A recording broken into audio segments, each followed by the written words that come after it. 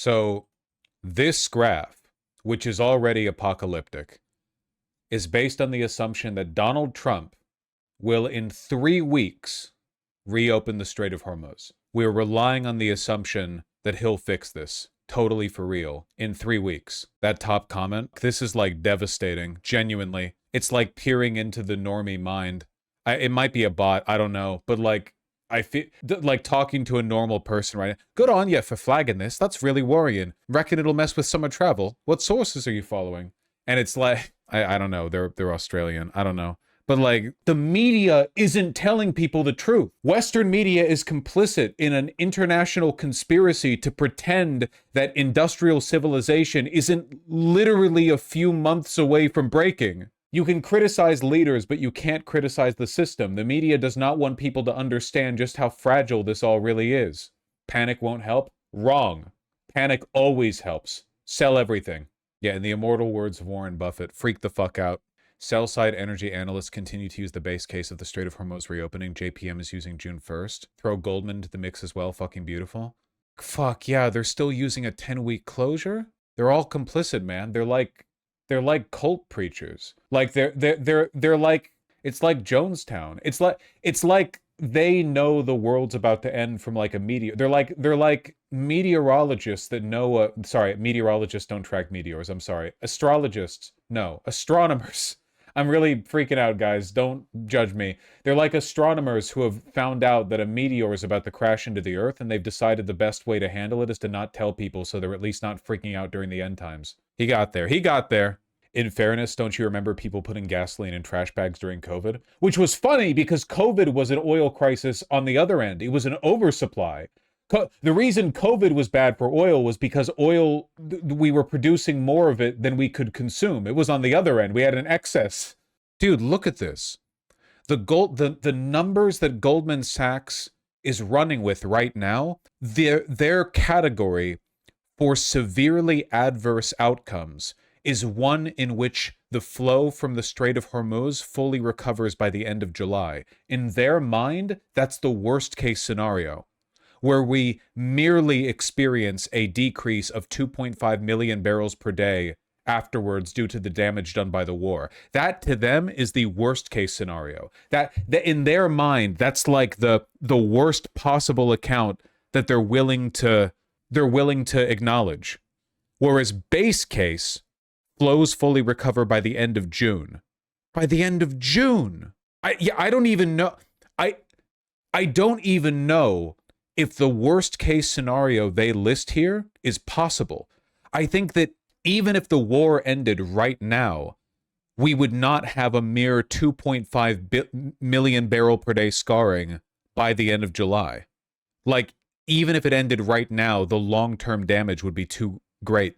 That wouldn't fix shit, Agent Delirium. Is this deliberate obfuscation? I think it is, yeah. Likely, yeah. I think they know I think they know. They just don't want to fuck their portfolios or whatever. They're all, it's like lemmings. It's like group hypnosis. We're all just, like, the whole media capital class have all linked arms and are marching off to the cliff because they don't want to be the one that breaks with everyone else first because they're afraid of being called crazy. Why would it take so long to resume to normal? Because Iran bombed a bunch of oil facilities. Like, Iran controls the Strait of Hormuz. And even if they didn't, they bombed, like, billions of dollars of infrastructure that'll take years to repair.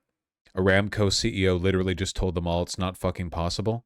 What's the conservative estimate right now for oil scarring? Saudi Aramco CEO warns oil markets may not recover until 2027. Dude.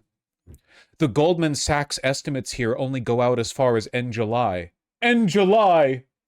Meanwhile, Saudi Aramco, which is way the fuck closer to the smoke than fucking Goldman Sachs is like, dog, this shit, we're going out way further than that. Wait, look at the chart again? I'm looking at the chart.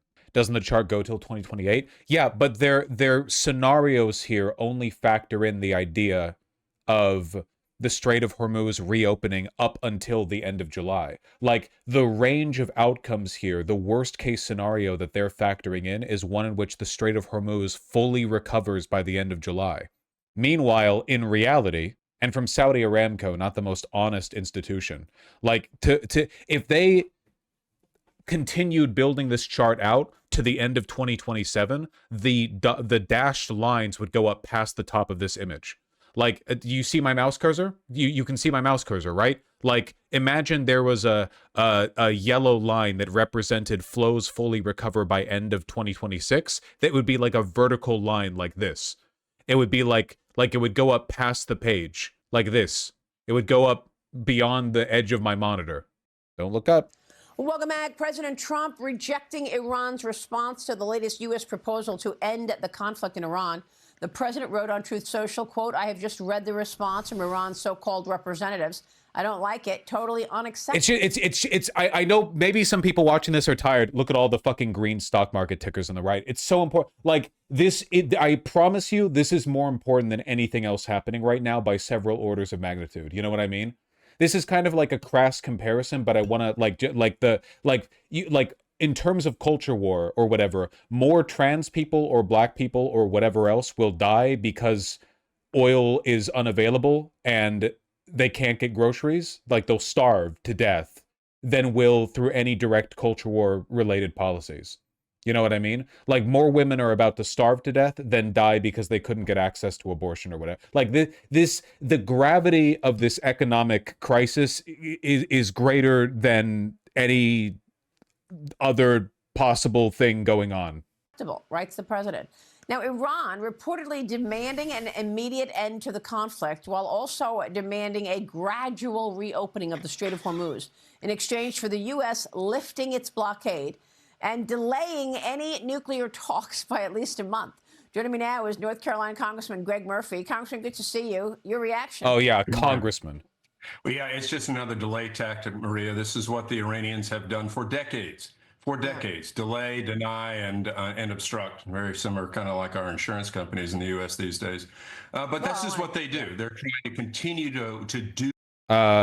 You're Republican. What are you doing? Was that like a Tourette's tick? What the fuck was that? I swear, that was like a congressman going on the news and saying "low Kirkenuanly." What the fuck? Why did you do that? That was awesome. Yeah, that was kind of sick. Do what they're doing. Create a nuclear program which the world cannot tolerate. Yeah, I mean, I guess the Iran war is going to overshadow the talks that the president will have in China this week. Is there anything you want to see come out of this trip? You know, what we'd like to see is China exert some influence upon Iran, because we know that they actually can do that because of the way they take in Iranian oil. The bottom line is, Maria, and this is what's a sad fact, is you read that 55% of the people are against this war. This initiative, what President Trump has done, in my opinion, has literally saved millions and millions of lives, be it from a missile attack in Paris or London or a dirty bomb in New York. This is what the Iranian, the radical religious regime was planning on doing. This is what they've been planning to do for 50 years. And the fact that we had a president to finally say no more, this is what's had to be done. And I'm glad the president has finally shown the initiative. It makes the future for our children, our grandchildren, safer. Well, let me get your take on your work, because Congress is spending much of the month focused on the $72 billion reconciliation package. Yeah, okay. How high will oil WTI get by the end of the year? Wait, the calcium market average right now is on 121? Holy shit, you could make it rich right now by betting higher. Are you fucking kidding me? Dude, these people are fucking retards. Are you insane? This should be like easily 50% higher. Not financial advice. I don't believe in gambling. It's haram. Americans lean on credit cards and buy now, pay later as gas prices eat bigger share of income. Coming to you next year, credit cards only for gas. I think we kind of already have that. Fertilizer firms like oil companies are seeing profit windfall. Of course, prices are going up. Trump administration is planning to temporarily reduce tariffs on beef imports in an effort to bring down record high beef prices.